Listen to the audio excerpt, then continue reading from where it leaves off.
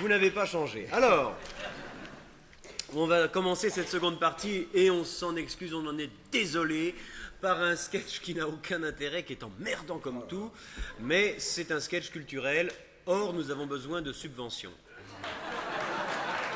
Quand on veut des subventions, il faut faire un sketch emmerdant. Rassurez-vous, on n'a pas besoin de beaucoup d'argent, le sketch est court, mais vous avez qu'à considérer que l'entracte continue. Oui. Ne faites pas attention à ce qu'on fait. Parlez entre vous, discutez. Échangez des adresses. Profitez-en, vous voyez pas. Téléphone, vous êtes dans le noir, tripotez-vous. On ne se tripote plus assez. On se tripote plus de nos jours. Plus on parle de communication, moins on se touche. C'est fou.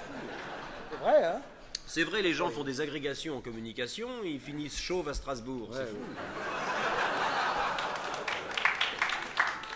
Alors, c'est un sketch, c'est un sketch consacré à la rentrée littéraire. Oui, là, chaque année, c'est la rentrée littéraire. Attends, c'est la rentrée littéraire, je me déguise. Voilà, oui.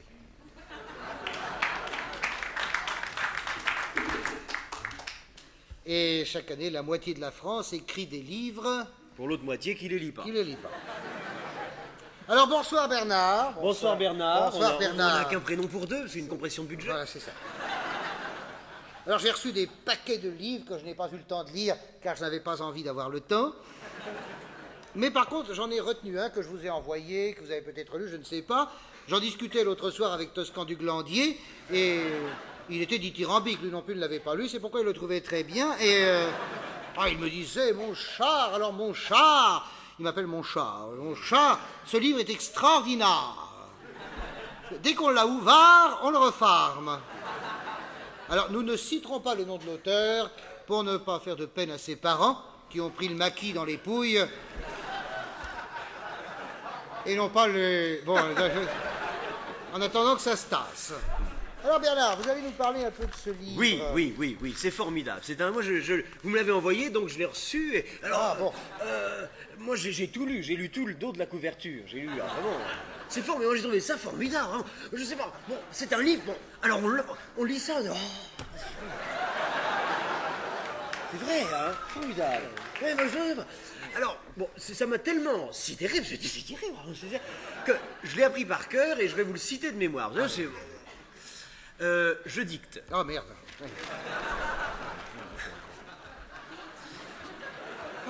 Chaque fois qu'il te dit bonjour, il dicte maintenant. La ligature du temps sur la trompe d'une hypostase banale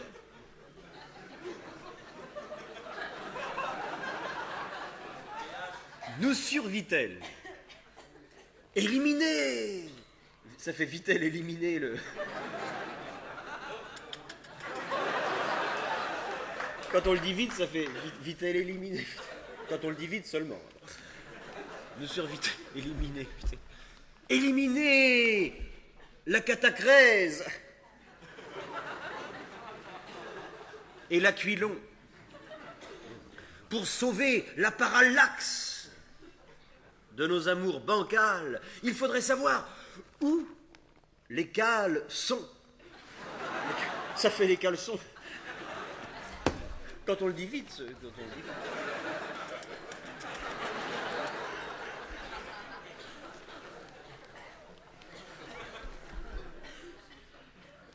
Watson, je vous ai déjà interdit de toucher à mes seringues.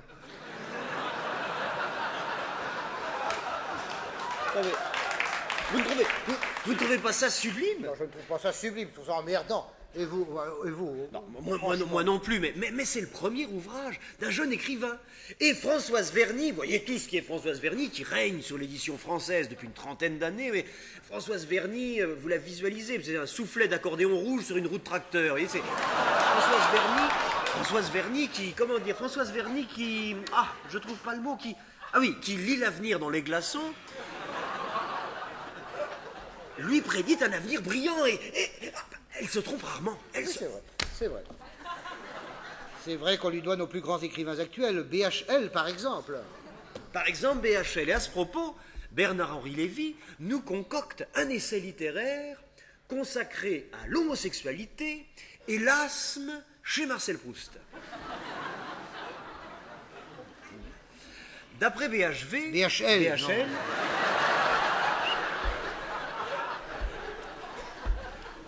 d'après Bazar Henri Lévy, donc le petit Marcel était pédé parce qu'il était allergique aux poils de chatte.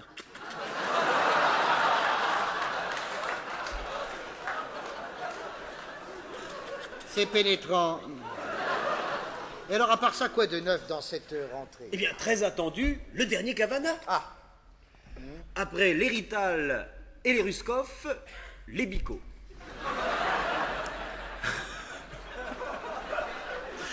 Avec une préface très amusante d'Elie Wiesel. Très gai. Et alors, on reçoit sur ce plateau, alors là, vraiment, pour nous, c'est une joie. Vraiment, à chaque fois qu'on le reçoit, c'est une joie. Et c'est Raymond DeVos. Raymond DeVos qui... Alors, Raymond... qui vient de publier un livre avec... Vous savez, un livre avec une couverture avec plein de pages dedans, et alors, Raymond DeVos, toujours une joie de... toujours très amusant. Alors, Raymond DeVos, bon, vous êtes grec, et...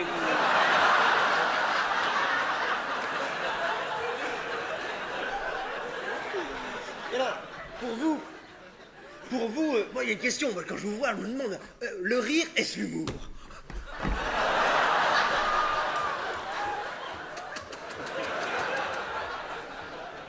écoutez, mon cher, mais le rire, l'humour, mais c'est la même chose, c'est des choses de la vie. Ah, c'est la vie, la vie, c'est le rire en permanence. Le rire, mais c'est la vie est une anecdote. Une anecdote. Il est tordant, hein, vraiment, il est tordant. C'est la non, vie, c'est vrai, il est mais tordant. c'est ça. Mais c'est ça. Mais ça m'arrive tous les jours. À chaque moment de la journée, il y a une occasion de rire, une occasion de se réjouir. L'autre jour, je vais dans un immeuble. Un immeuble. Il est formidable. Je vais monter. Vraiment, Alors, il est tordant, moi je trouve qu'il est tordant. alors je vais monter jusqu'au 5e, et la concierge me dit, prenez l'ascenseur. Alors je lui dis, mais qu'est-ce que vous voulez que j'en fasse? C'est ça, c'est la vie. C'est l'humour. C'est ça, c'est la vie. Mais c'est Ça vrai. va. Mais ce qu'il y a de merveilleux, Raymond DeVos, en même temps, c'est vrai. C'est les choses qui sont... C'est Mais la oui, vie. c'est pas la peine de parce que chercher, moi. c'est l'angoisse de la vie. Et pourtant, c'est drôle. Et pourtant, c'est l'angoisse. Raymond DeVos, c'est l'angoisse. Mais non, et pourtant...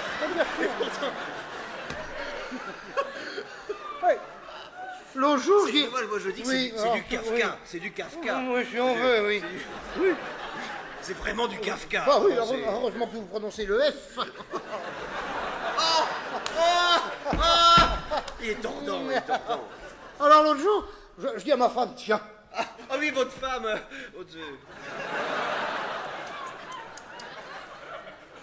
je dis à ma femme, tiens, je vais au restaurant chinois. Ah oui. J'étais jamais allé au restaurant chinois. Je dis, tiens, je vais au restaurant chinois. Alors, je rentre dans le restaurant, je m'assois, je mange mon femme, je dis, le rouleau de printemps, canard laqué, comme ça. Puis au bout d'un moment, je dis, garçon, c'est une jeune fille. Ah Le Déjà, garçon, il dit garçon, mais c'est une fille. Déjà, le public rit. Déjà, le public rit, le public est en joie. Déjà, voilà, garçon, C'est formidable, non, mais c'est Alors, parce que non, mais ce qui est formidable, Raymond DeVos, je m'excuse de vous couper, mais c'est que c'est vrai, ces trucs-là, c'est vrai, et alors, c'est la vie, c'est l'angoisse, parce que c'est l'angoisse, mais en même temps, c'est drôle, ça. Alors, attendez, c'est pas fini. Alors, je lui dis, Ah bon attendez. Ah bon, c'est dommage, oui. Alors, je lui dis, mais garçon, mais ça fait 20 minutes que je mange. Il n'y a pas de pain. Il me dit, non, ici, il n'y a pas de pain. Ah oui, parce que Je lui dis, c'est pourquoi il n'y a pas de pain? ce restaurant chinois. Ben oui, il me dit, il y a des baguettes. Ah Du pain, des baguettes. Le pain. Non, parce que le pain, les baguettes, c'est aussi du pain, les baguettes. Alors il dit il n'y a pas de pain, et l'autre il dit il y a des baguettes. Alors c'est la vie, c'est l'angoisse, hein, mais pourtant c'est drôle. Et là c'est ça qui est formidable. Alors, attendez, j'ai pas fini. Alors, je lui dis, il y a des baguettes, mais c'est pas grave, donnez-moi une. Il me dit, non, ici, on les donne par deux. Je lui dis, c'est pas grave, ça mange pas de pain.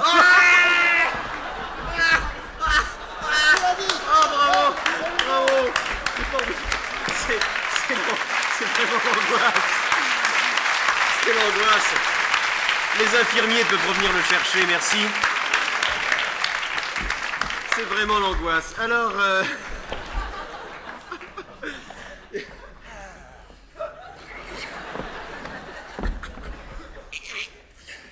Et alors, le dernier Rikazaraï? Ah, Vous l'avez lu, le dernier Rikazaraï? oui, alors là, il est formidable. Ah, moi, j'ai trouvé ça merveilleux. C'est très bien écrit. Alors, c'est une ode. C'est une ode aux vertus de la pomme de terre, intitulée J'avance tubercule, comment veux-tu, Oui, comment non, veux-tu.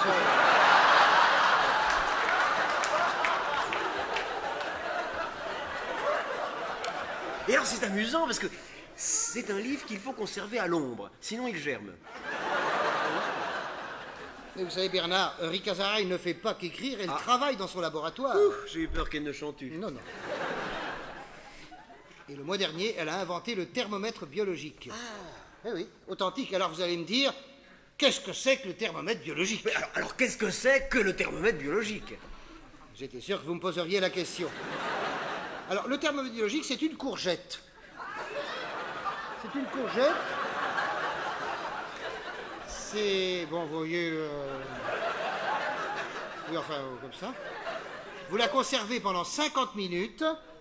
Et si après 50 minutes, vous chiez de la ratatouille, c'est que vous avez de la fièvre. C'est le thermomètre biologique. Alors moi, Bernard, il y a une question que je me pose. Alors, ouais, faut-il l'éplucher? Mais non! Mais non, parce que c'est là qu'il y a toutes les vitamines. Bien sûr. Et coup sur coup, elle augmente. Qu'est-ce que je dis, elle augmente? Elle invente. Elle augmente, c'est vrai qu'elle augmente. Elle augmente, ma façon. Elle invente le préservatif féminin biologique. Alors là, vous allez me dire, mais le préservatif féminin biologique, qu'est-ce que c'est? Le préservatif féminin biologique, qu'est-ce que c'est?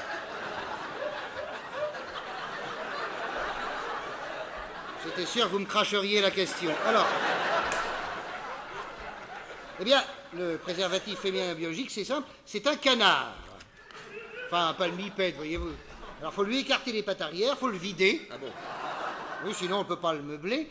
Et ça permet pour les fêtes de se farcir une dinde en baisant une oie.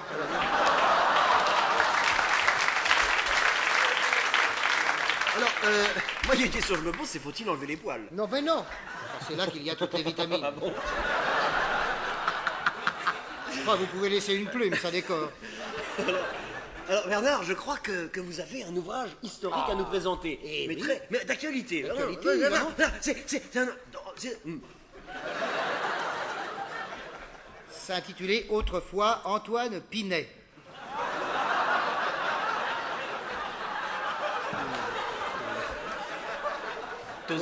Aux éditions Profiltex. C'est amusant, ça se vend en distributeur sur les autoroutes par paquet de 12. Alors, il y a aussi le dernier roman de Michel de Saint-Pierre. Ah bah non, il est mort. Il est mort. Bah, tant pis, j'ai une bonne connerie sur lui. Je la garde pour Dormesson. Oui. Alors, vous avez... Ah oui, Bernard, un livre pratique. Un Vous livre avez- pratique très beau. de Jean-Paul Kaufmann, mes 101 recettes de couscous.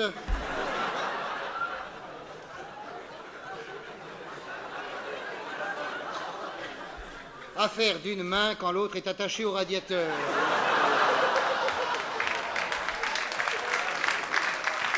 C'est aux éditions Chafoto et Maury. Et puis alors là, il y a un livre politique. On prête à Michel Rocard l'intention de faire traduire ses discours. Ah bon? Oui, oui. En français. Ah bon? Et puis alors, il y a la vraie star de cette rentrée littéraire, mais alors là, moi j'aurais préféré ne pas en parler parce que, je veux le dire, c'est lamentable. C'est un livre, mais il est très mauvais. Qu'est-ce un que livre- c'est il s'agit des mémoires d'un âne. Ah non, mais ça c'est de la comtesse de Ségur. Ah non, là c'est d'Yves Montand, c'est... Ah oui, je les confonds toujours. Et alors, qu'est-ce qu'il y raconte? c'est lamentable. Non, mais c'est là.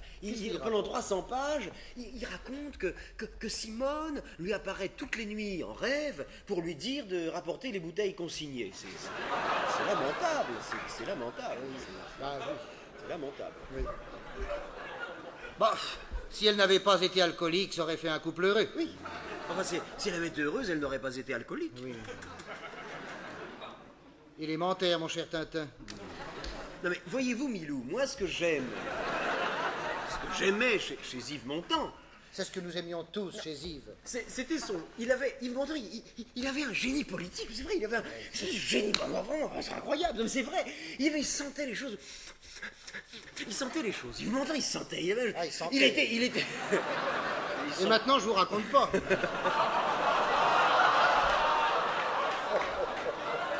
Santé. Non, mais enfin, bon, d'accord, c'est... Non, mais enfin, il était stalinien sous Staline, riganien sous Reagan. Et maintenant qu'il est sous mon cul, c'est une commode. Alors, Bernard, puisqu'on parle littérature et politique, je crois que vous avez un scoop. Oui, c'est un livre de François Léotard. Comment j'ai devenu ministre de la Culture.